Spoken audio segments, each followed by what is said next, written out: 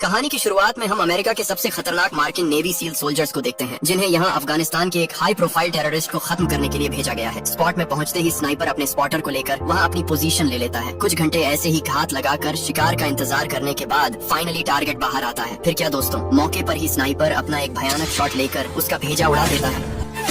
Mission complete करने के बाद वे लोग दोबारा बेस में लौट आते हैं। ऐसे ही एक दिन उससे मिलने के लिए मुस्तफा नाम का एक कॉन्ट्रैक्टर आता है। आगे वो बताता है कि मुझे पता है कि तुम मार्किन मरीन सोल्जर्स के सबसे शार्प स्नाइपर शूटर हो, इसलिए मेरे पास तुम्हारे लिए एक काम है। अगर तुम ये काम कर देते हो तो तुम्हें $20 मिलियन दिया जाएगा। मन ही मन जयकाल भी ये समझ चुका था कि ये एक इलीगल काम है, लेकिन पैसों की लालच में आकर वो ये काम करने के लिए मान जाता है। प्लान के हिसाब से मिशन वाले दिन जयकाल अपने टारगेट को उड़ाने के लिए एक बिल्डिंग में अपनी पोजीशन ले लेता है। इसी के साथ टारगेट के बाहर निकलते ही जयकाल इस बार भी एक ही शॉट में उसका काम तमाम कर देता है। जैसे कि आप लोगों को तो पता ही है, मार्किन नेवी सोल्जर्स को इससे भी कहीं ज्यादा टफ सिचुएशंस में शॉट मारने के लिए ट्रेन किया जाता है। तो यहाँ इनके लिए किसी भी सिविलियन को मारकर उड़ा देना तो इनके बाएं हाथ का खेल था। इसी के साथ मिशन कंप्लीट होते ही उसे $10 मिलियन मिल जाता है। कुछ दिन बाद मार्किन सोल्जर्स को दोबारा से एक मिशन में भेजा जाता है, जहाँ उन्हें अफगानिस्तान के एक आतंकी संगठन को खत्म करना होता है। यहाँ उन्हें साफ आदेश मिला होता है कि जगह पर पहुँचते ही सीधा अंधाधुंध सभी को ठोक देना है। इसी के साथ वो लोग गाड़ी लेकर वहाँ से रवाना हो जाते हैं। जगह पर पहुँचते ही वे लोग बिना किसी को कुछ कहे अंधाधुंध सभी आतंकियों को मार गिराना शुरू कर देते हैं। दूर से स्नाइपर भी लगातार उन्हें कवर देता रहता है। इसी के साथ वे लोग पूरे इलाके को तहस नहस कर देते हैं। ऐसी अंधाधुंध फायरिंग चलाने के बाद जब वो लोग अंदर जाकर देखते हैं तो उनके होश उड़ जाते हैं। दरअसल वहाँ कोई आतंकी नहीं बल्कि मासूम मुस्लिम नागरिक मौजूद थे, जिन्हें इन लोगों ने गलतफहमी में मौत के घाट उतार दिया था। दूर से ये सब देख जयकाल का खून अंदर ही अंदर खौल उठता है, क्योंकि उन्हें यहाँ झूठी जानकारी देकर भेजा गया था, जिसके चलते आज उनके हाथों सैकड़ों बेगुनाह लोग मारे जा चुके थे। इसलिए वो मन ही मन अपनी पूरी टीम को उड़ाने का फैसला कर लेता है। पहले तो वो गाड़ी में चढ़कर उनके साथ वहाँ से निकल जाता है, लेकिन बीच रास्ते में ही वो सभी को रोक कर कहता है कि आगे खतरा है, मुझे कुछ लैंड माइन्स दिखाई दे रही हैं। इसी के साथ जयकाल अपने स्पॉटर को लेकर लैंड माइन्स को देखने के लिए आगे बढ़ता है। ऐसे ही कुछ देर आगे बढ़ने के बाद वो अपनी जेब से कीपैड मोबाइल निकालकर एक बटन दबा देता है, जिससे उनकी दोनों मिलिट्री गाड़ियाँ एक ही झटके में उड़ जाती हैं। इसी के साथ उनके सभी साथी भी वहीं शहीद हो जाते हैं। दरअसल दोस्तों, जयकाल ने ऐसा इसलिए किया क्योंकि अमेरिकन प्रेसिडेंट बिना किसी कारण ही यहाँ अफगानिस्तान में निर्दोष लोगों को उनके हाथों मरवा रहा था। इस घटना के बाद जयकाल अपने आप को पूरी तरह से अंडरग्राउंड कर लेता है और इसी तरह पर्दे के पीछे रहकर वो धीरे धीरे दुनिया का सबसे खतरनाक कॉन्ट्रैक्ट किलर बन जाता है, जो अपनी कस्टमाइज्ड स्नाइपर राइफल से बड़े बड़े पॉलिटिशियंस और बिजनेसमैन को ठोकने के लिए मिलियंस ऑफ डॉलर तक चार्ज करता है। तो चलिए देखते हैं कैसे हमारा जयकाल भाई हर एक हत्याकांड को इतनी सफाई से एग्जीक्यूट करता है, और सबसे बड़ी बात, अंत में क्या होता है इस भाई साहब के साथ। क्या MI6 पुलिस इसे पकड़ लेती है या फिर कोई असैसिन ही इसे ठोक देता है? तो चलिए बिना किसी देरी के शुरू करते हैं।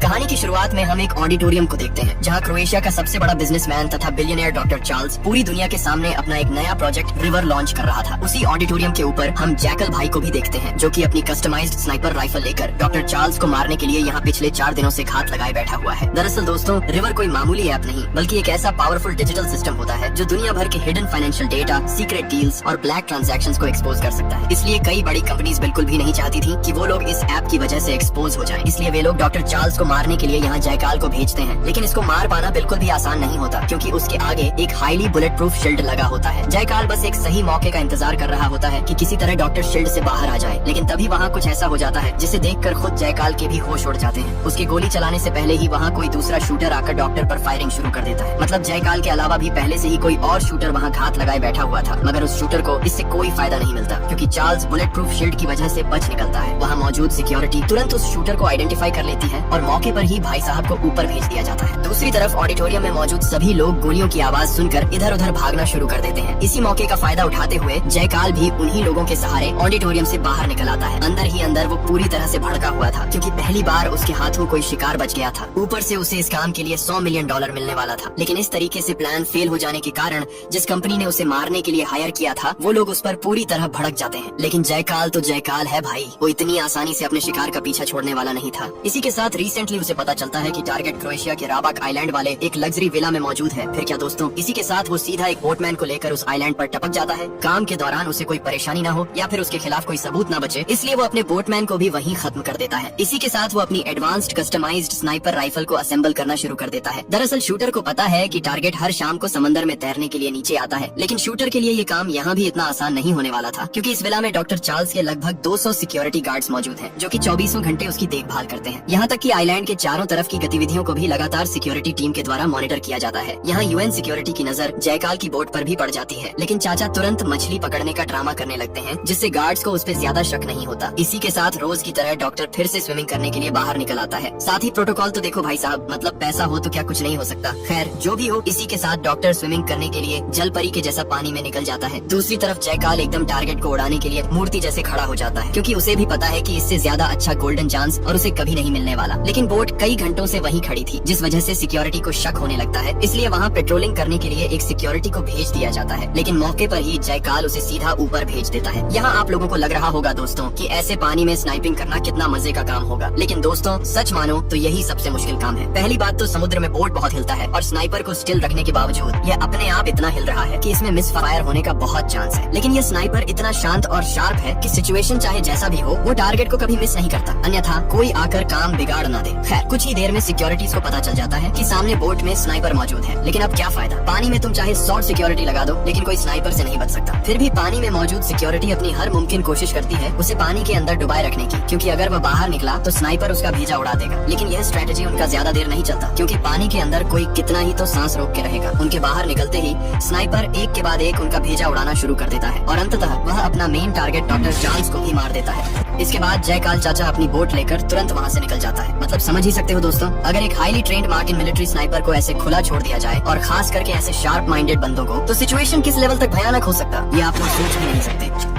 खैर दोस्तों, ऐसा एक भयानक कांड करने के बाद जयकाल अपना स्पेन के कैडिज में मौजूद प्राइवेट आइलैंड में लौट आता है। यहाँ फैमिली बोलो तो जयकाल भाई का एक बीवी और छोटा सा बच्चा है, लेकिन दोस्तों उसकी प्यारी बीवी नुरिया को बिल्कुल भी पता नहीं होता कि उसका हस्बैंड एक खौफनाक कॉन्ट्रैक्ट किलर है। उसको यही लगता है कि उसका हस्बैंड एक बिजनेसमैन है। ऐसे ही कुछ दिन अपनी फैमिली के साथ सुकून भरी जिंदगी बिताने के बाद जयकाल भाई का फिर से बुलावा आ जाता है। इसी के साथ जयकाल अपनी बेटी के बर्थडे के दिन ही एक इम्पोर्टेंट काम कहकर घर से निकल जाता है। दरअसल इसका अगला मिशन है बुडापेस्ट के एक सबसे बड़े पॉलिटिशियन को मारना। अब यहाँ आप लोगों के दिमाग में भी यह सवाल आ रहा होगा दोस्तों कि आखिर इतने खतरनाक कॉन्ट्रैक्ट जयकाल को मिलते कहां से हैं? क्योंकि जाहिर सी बात है, कोई भी बंदा फेसबुक या यूट्यूब पर आकर यह तो नहीं बोलेगा कि मैं एक हिटमैन हूं, कॉन्ट्रैक्ट देना हो तो नीचे दिए गए नंबर पर संपर्क करो। दरअसल दोस्तों जयकाल अपने सारे कॉन्ट्रैक्ट इंटरनेट की सबसे काली और डेंजरस जगह यानी डार्क वेब से उठाता है। डार्क वेब के बारे में तो आप लोगों ने सुना ही होगा, इसलिए मैं ज्यादा डिटेल में नहीं जाऊंगा। बस इतना समझ लो दोस्तों की दुनिया के बड़े बड़े इलीगल और खौफनाक काम इसी डार्क दुनिया के अंदर होते हैं। खैर पॉलिटिशियन को मारने के लिए जयकाल यहाँ अपना सबसे बड़ा गेम खेलता है, और ये क्या गेम है ये आपको कुछ ही देर में पता चल जाएगा। सीन शिफ्ट होने पर हम एक बूढ़े को देखते हैं जो कि इस कंपनी में स्वीपर का काम करता है। हर रोज की तरह आज भी चाचा अपना काम करने के लिए हाजिर होता है, लेकिन कुछ ही देर काम करने के बाद चाचा अपनी बैग से एक साइलेंसर वाला पिस्टल निकालकर एक के बाद एक ऑफिस में मौजूद सभी स्टाफ मेंबर्स को मारना शुरू कर देता है। इसी के साथ वो उस ऑफिस के ओनर को भी मारकर बुरी तरह घायल कर देता है। सबको ठोकने के बाद चाचा छत से कुछ स्मोक ग्रेनेड फेंकता है, जिससे पूरा एरिया धुएं से भर जाता है। इसी मौके का फायदा उठाकर वो रस्सी के सहारे बिल्डिंग से नीचे उतरता है और वहाँ से फरार हो जाता है। कुछ ही देर बाद हम उसी बूढ़े को उसके अपार्टमेंट में देखते हैं, जहाँ चाचा अपने चेहरे का पूरा हुलिया उतारता हुआ नजर आता है। दरअसल दोस्तों ये बूढ़ा और कोई नहीं बल्कि हमारा जयकाल ही होता है। बोला था ना दोस्तों कि चाचा कोई बड़ा गेम खेल रहा है। सच में दोस्तों मुझे तो कभी कभी लगता है कि रियल लाइफ के बड़े बड़े कॉन्ट्रैक्ट किलर्स भी शायद इसी तरह की स्ट्रेटेजी का इस्तेमाल करते होंगे। आपको क्या लगता है जरूर बताना। लेकिन अब सवाल ये उठता है कि आखिर इसने अपना हुलिया बदलकर इतने सारे लोगों को बिना वजह ऑफिस में क्यों मारा? तो दोस्तों इस सवाल का जवाब भी आपको कुछ ही देर में मिल जाएगा। सीन शिफ्ट होने पर हम उसी पॉलिटिशियन को देखते हैं जिसे मारने के लिए जयकाल ने कॉन्ट्रैक्ट लिया होता है। दरअसल ये पॉलिटिशियन अपने बेटे से अस्पताल में मिलने जा रहा होता है और इसका बेटा वही कंपनी का ऑनर है जिसे पिछली रात जयकाल ने मारकर घायल किया था। अब यहाँ आप लोग समझ ही चुके होंगे दोस्तों कि पिछली रात ऑफिस में हुआ पूरा हमला असल में इसी प्लान का हिस्सा था, ताकि उसके बेटे को घायल करके अस्पताल लाया जा सके और उसी बहाने इस पॉलिटिशियन को भी यहाँ बुलाया जा सके। इसी के साथ अस्पताल से 3 किलोमीटर दूर एक बिल्डिंग में हम जयकाल को देखते हैं। यहाँ भाई साहब का टैलेंट देखो दोस्तों, एक नॉर्मल दिखने वाले सूटकेस के पार्ट्स को ही असेंबल करके वो उसे एक डेंजरस स्नाइपर राइफल में कन्वर्ट कर देते हैं। मतलब समझ ही सकते हो ये बंदा किस लेवल का शातिर है। खैर इसी के साथ वो बिल्डिंग में 2-3 ब्लैंक शॉट मारकर प्रैक्टिस करता है। दूसरी तरफ पॉलिटिशियन भी अस्पताल तक पहुंच चुका होता है, लेकिन उसे गाड़ी से बाहर निकालने से पहले कुछ सिक्योरिटी गार्ड चारों तरफ सही से चेक कर लेते हैं कि कोई शूटर या हिटमैन वगैरह तो नहीं है। सब क्लियर होने के बाद फाइनली चाचा को गाड़ी से बाहर निकालकर अस्पताल में ले जाया जाता है। लेकिन इसी बीच स्नाइपर का डेडली शॉट निकल चुका होता है। गोली सीधा पॉलिटिशियन के सिर के सेंटर में आ टकराती है, जिससे भाई साहब सीधे यमराज के पास पहुंच जाते हैं। ऐसा एक भयानक स्नाइपर शॉट देखने के बाद वहाँ मौजूद सिक्योरिटी तुरंत शूटर का लोकेशन ढूंढने लगती है। इधर शूटर दोबारा से अपनी स्नाइपर राइफल राइफल को सूटकेस बनाकर बिंदास वहाँ से निकल जाता है। उसके निकल जाने के आधे घंटे बाद जाकर पुलिस उस रूम तक पहुँचती है जहाँ से जयकाल ने शॉट लिया था। लेकिन रूम में घुसते ही वहाँ एक भयानक ब्लास्ट हो जाता है, जिससे वहाँ मौजूद सभी पुलिस एक ही झटके में ढेर हो जाते हैं। दरअसल जयकाल ने रूम छोड़ने से पहले ही वहाँ एक टाइम बम सेट कर दिया था। खैर दोस्तों, मिशन को तो चाचा सेफली एग्जीक्यूट कर लेते हैं, लेकिन इस बार जयकाल ने हद ही पार कर दी थी। बुडापेस्ट के एक बड़े पॉलिटिशियन के साथ साथ उसने बिल्डिंग में मौजूद कई पुलिस ऑफिसर्स को भी मौत के घाट उतार दिया था। इसी वजह से मामला अब सिर्फ एक नॉर्मल मर्डर केस नहीं रहा, बल्कि इंटरनेशनल लेवल का थ्रेट बन चुका था। और यही कारण था कि अब इस खतरनाक शूटर को पकड़ने के लिए ब्रिटेन की सबसे डेंजरस इंटेलिजेंस एजेंसी MI6 को एक्टिवेट कर दिया जाता है। वहीं हम MI6 की एक टॉप एजेंट बायोनिका को देखते हैं, जिसे स्पेशली जयकाल का केस हैंडल करने और उस तक पहुंचने की जिम्मेदारी दी गई है। ऐसे ही कुछ दिन रिसर्च करने के बाद बायोनिका ऊपर वालों को बताती है कि शूटर ने कम से कम 3000 मीटर की दूरी से टारगेट को हिट किया है, वो भी टारगेट के माथे के बीचों बीच। तो जाहिर सी बात है, ये कोई आम शूटर तो बिल्कुल भी नहीं है। इसके अलावा उसका स्नाइपर भी हाईली मॉडिफाइड था, क्योंकि नॉर्मल स्नाइपर का रेंज इतना दूर कभी नहीं होता। मेरे नजर में एक ऐसा बंदा है जो पिछले 15 सालों से ऐसे ही एक डेडली स्नाइपर को बनाने की कोशिश कर रहा है। अगर हम उसको पकड़ लेते हैं तो जाहिर सी बात है हम उस किलर को भी पकड़ ही लेंगे। अपने लीडरों से ग्रीन सिग्नल मिलते ही बायोनिका अपना काम शुरू कर देती है। इधर हम जयकाल को एक साइबर कैफे में देखते हैं, जहां वो डार्क वेब के थ्रू पॉलिटिशियन को ठोकने की अपनी बाकी की पेमेंट क्लाइंट से मांग रहा होता है। लेकिन आगे से क्लाइंट उसके किसी भी सवाल का रिप्लाई नहीं देता, उल्टा वो जयकाल को ही गालियां देकर उसे ब्लॉक कर देता है। दरअसल दोस्तों, जयकाल के साथ उसका पूरे $22 मिलियन का डील हुआ था, लेकिन अब तक उसके अकाउंट में सिर्फ $3 मिलियन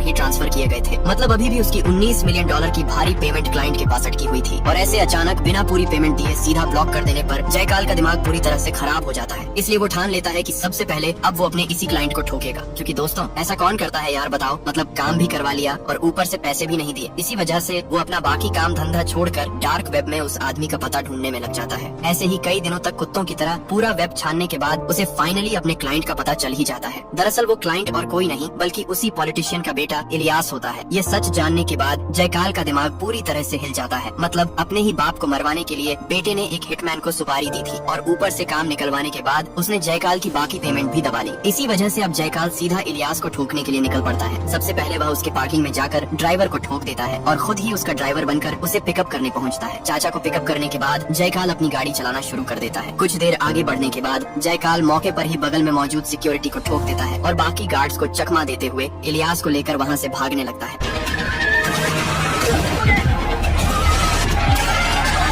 ऐसे ही एक भयानक रेसिंग के बाद फाइनली जयकाल सबको पीछे छोड़ते हुए गाड़ी को एक सेफ स्पॉट पर लाकर रोक देता है। आगे से वो कहता है, तूने अपने बाप को मरवा दिया ठीक है, लेकिन मैंने तेरा क्या बिगाड़ा था जो तूने मेरा बाकी का पेमेंट नहीं दिया। आगे से भाई साहब कहते हैं, मैंने तुम्हें मेरे बाप को मारने का पैसा दिया था, मुझे मारने का नहीं। मेरे बाप को ठोकने से पहले वाले दिन तूने मुझे ठोककर हॉस्पिटल में भेज दिया था, इसलिए मैं तुझे एक फुटी कौड़ी भी नहीं दूंगा। जो उखाड़ना है उखाड़ ले। फिर क्या दोस्तों, जयकाल भाई का तो वैसे ही दिमाग खराब था, ऊपर से ये सब कहकर भाई साहब ने उसका और ज्यादा दिमाग खराब कर दिया। इसलिए जयकाल मौके पर ही उसका चैप्टर क्लोज कर देता है। इसके बाद वो गाड़ी को ब्लास्ट करके वहाँ से भाग निकलता है। दूसरी तरफ हम बियांका को देखते हैं, जो अपनी पूरी टीम के साथ नॉर्मन नाम के उस शख्स को पकड़ने के लिए निकल पड़ती है, जिसने जयकाल के लिए वो डेडली कस्टमाइज्ड स्नाइपर राइफल तैयार की थी। उनके मुताबिक नॉर्मन अभी समारहोन नाम के एक छोटे से गांव में छिपा बैठा था। लोकेशन पर पहुंचते ही दोनों एजेंट्स उसके घर पर रेड मार देते हैं। अचानक हुए इस हमले को देखकर नॉर्मन तुरंत वहाँ से भागने लगता है, लेकिन ऐसे एक भयानक गोलीबारी के चलते उसके हाथों में कुछ बुलेट्स लग जाती है। इसलिए वो अपना सूटकेस वहीं छोड़ देता है और तुरंत गाड़ी में बैठकर वहाँ से फरार हो जाता है। इधर बियांका उसके छोड़े हुए सूटकेस को साथ लेकर सीधा ऑफिस की तरफ निकल पड़ती है। दूसरी तरफ किसी तरह वहाँ से बचकर निकलने के बाद हम नॉर्मन को उसके नए ठिकाने में देखते हैं। यहाँ भाई साहब सीसीटीवी मॉनिटर्स के जरिए बाहर की हर गतिविधि पर नजर रखे हुए होते हैं। तभी अचानक उसके फोन पर जयकाल का कॉल आ जाता है। आगे से जयकाल कहता है कि मुझे एक नया कस्टमाइज्ड स्नाइपर राइफल चाहिए, लेकिन नॉर्मन उसे मना करते हुए कहता है कि उस दिन MI6 एजेंट्स की तरफ से हुए उस भयानक हमले के चलते उसका एक हाथ टूट गया है। ऐसे हालात में बेचारा स्नाइपर तो क्या अपना पिछवाड़ा तक सही से नहीं धो सकता। जयकाल कहता है कि कोई बात नहीं, मैं तुम्हारे घर आ रहा हूँ, तुम मुझे इंस्ट्रक्शन दो, स्नाइपर मैं बनाऊंगा। इसी के साथ वह नॉर्मन के नए ठिकाने में चला आता है और दोनों ही मिलकर एक नया कस्टमाइज्ड स्नाइपर राइफल बनाना शुरू कर देते हैं। इधर बियांका ऑफिस तक पहुँचते ही उस सूटकेस को खोलकर चेक करने लगती है कि आखिर इसमें है क्या। पूरा सूटकेस खोलकर उसके पार्ट्स को कस्टमाइज करने के बाद उन्हें पता चलता है कि यह कोई सूटकेस ही नहीं है, बल्कि एक भयानक कस्टमाइज्ड स्नाइपर राइफल है। इससे वह लोग समझ जाते हैं कि सूटकेस का हर एक पार्ट स्नाइपर राइफल का ही पार्ट है। उनकी जानकारी के मुताबिक उस दिन भी शूटर ऐसा ही एक सूटकेस लेकर बिल्डिंग से बाहर निकला था। ये सब देखकर बियांका कंफर्म हो जाती है कि उस दिन भी पक्का इस शूटर को नॉर्मन ने ही स्नाइपर बनाकर दिया था। इसी बीच हम बियांका को एक हॉस्पिटल में देखते हैं जहाँ वह एक आदमी को बुरी तरह टॉर्चर करके पूछ रही होती है कि आखिर नॉर्मन कहाँ है। दरअसल दोस्तों ये भाई साहब ही नॉर्मन का ही पार्टनर होता है। ऐसे ही काफी देर तक टॉर्चर करने के बाद चाचा फाइनली बियांका को उसके नए लोकेशन के बारे में बता देता है। फिर क्या दोस्तों, इसी के साथ बियांका अपनी टीम को लेकर नॉर्मन को पकड़ने के लिए निकल पड़ती है। इधर दूसरी तरफ दोनों कई घंटों की मेहनत के बाद फाइनली उस कस्टमाइज्ड स्नाइपर राइफल को तैयार कर लेते हैं। और सबसे ज्यादा हैरानी की बात तो ये होती है कि ये राइफल किसी मेटल से नहीं बल्कि प्लास्टिक से बनी हुई होती है। आगे से नॉर्मन जयकाल की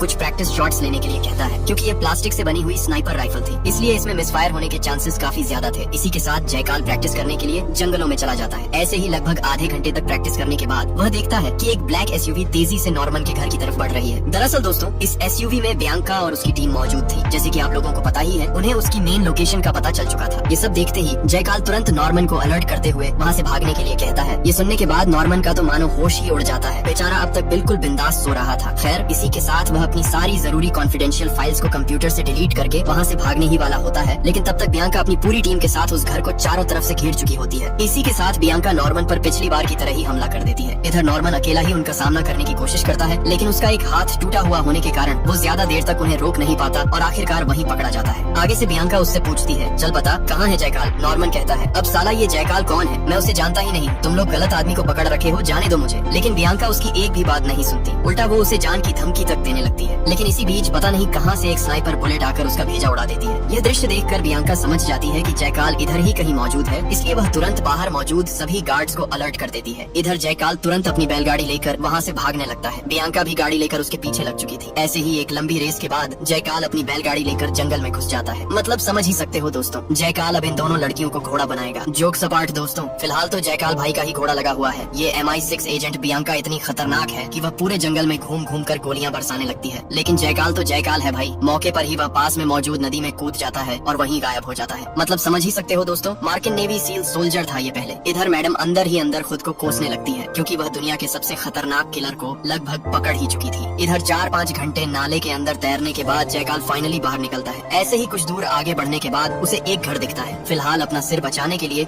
वह वहीं जाकर सो जाता है। सुबह आंखें खुलते ही वह देखता है कि उसके ठीक सामने एक बंदा उसके ऊपर शॉटगन ताने खड़ा हुआ है। इसी के साथ भाई साहब उसे बंदा बना लेता है। आगे से जयकाल उसे बार बार छोड़ने की रिक्वेस्ट करने लगता है क्योंकि कल भयानक तरीके से बारिश हो रही थी, जिस वजह से अपना सिर बचाने के लिए यहाँ मजबूरी में रहना पड़ा। लेकिन आगे से मोटा उसकी एक भी बात नहीं सुनता। उल्टा वो अपने बॉस को कांटेक्ट करते हुए कहता है कि एक अमेरिकन मुर्गा जाल में फंसा है, जल्दी आ जाओ। लेकिन इस बूढ़े को कौन समझाए कि ये किससे पंगा ले रहा है। आगे से चाचा उसके साथ बदतमीजी करने लगता है, जिस वजह से जयकाल उसका चैप्टर वहीं क्लोज कर देता है। इसके बाद वो गाड़ी लेकर वहाँ से निकलने ही जा रहा था, लेकिन तभी उसका बॉस वहाँ टपक जाता है। जब वो अंदर घुसकर देखता है कि उसका सेक्रेटरी मारा जा चुका है, तब वो पागलों की तरह उसे ढूंढने लगता है। बाद में उसे पता चलता है कि भाई साहब तो गाड़ी में ही छिपा बैठा है। इसी के साथ वह गाड़ियों पर अंधाधुंध गोलियां बरसाने लगता है। इधर अपनी जान बचाने के लिए जयकाल भी उसे फाइनली ठोक देता है। इसके बाद घर से एक चूहा निकलता है जो बच्चों का खेलने वाला पिस्टल पकड़कर उसके ऊपर दागता है। ये पार्ट इतना फनी लगता है, मतलब साला जयकाल भी मन ही मन सोच रहा होगा कि भाई मेरा रेपुटेशन खराब मत कर, मैं दुनिया का सबसे खतरनाक कॉन्ट्रैक्ट किलर हूँ। खैर दोस्तों, वो उस बंदे को नहीं मारता क्योंकि उसे वहाँ से बाहर भी तो निकलना है ना, और उसको तो पता नहीं वो किधर है। इसी के साथ वह उसे लेकर वहाँ से निकल जाता है। एयरपोर्ट में पहुँचते ही वो उसे भी ठोकने जा रहा था, लेकिन जयकाल भाई को उस पर दया आ जाती है और उसे बस एक वार्निंग देकर छोड़ देता है। इधर हम MI6 ऑफिस में बियांका को देखते हैं जो अपने सीनियर्स को समझा रही होती है कि वो उस पागल को लगभग पकड़ ही चुकी थी, लेकिन हर बार की तरह इस बार भी वो किसी तरह बचकर निकल गया। लेकिन आगे से सीनियर ऑफिसर सीधा इस केस को बंद कर देने का ऑर्डर दे देता है। वो कहता है, पिछले 1 महीने से ये आदमी अलग अलग जगहों पर लोगों को ठोक रहा है और हर बार हमारी आंखों के सामने से गायब हो जाता है। इतने दिनों से तुम लोग उसके पीछे पड़े हो, लेकिन मिला क्या? नाम तो छोड़ो, इतने सारे मर्डर्स के बाद भी हमारे पास उसके खिलाफ एक भी आई विटनेस तक नहीं है। और मान लो किसी तरह उसे पकड़ भी लिया तो साबित कैसे करोगे कि वही जयकाल है? अब तक तो किसी ने उसका असली चेहरा तक नहीं देखा। इधर जयकाल के पास एक और कॉन्ट्रैक्ट आता है जहाँ उसे एक गैंगस्टर को मारना होता है और ये कॉन्ट्रैक्ट दे रहा है उसी का साला अलवारो। दरअसल वो गैंगस्टर काफी सालों से उनके बिजनेस में लगातार प्रॉब्लम क्रिएट कर रहा है। इसी के साथ जयकाल उसका ये काम करने के लिए राजी हो जाता है। आगे वो उसे कहता है कि तुम कल सुबह उसे आइलैंड के बगल वाले कॉफी शॉप में लाना और उसे खिड़की के साइड में ही बिठाना, बाकी मैं देख लूंगा। इसी के साथ अगले दिन ही जयकाल टारगेट को ठोकने के लिए अपनी बोट लेकर निकल पड़ता है। स्पॉट में पहुंचते ही वो टारगेट को एक ही झटके में यमराज के पास भेज देता है और हर बार की तरह इस बार भी वो मिशन को सेफली अंजाम देकर वहाँ से निकल आता है। घर पहुँचते ही उसे उसी के क्लाइंट का एक कॉल आता है जहाँ वह बताती है कि पुलिस को तुम्हारे बारे में पता चल चुकी है, वो कभी भी तुम्हारे घर पहुँच सकती है। दरअसल मेरा कमीना बॉस तुम्हें मरवाना चाहता है ताकि उसे तुम्हारा पेंडिंग $50 मिलियन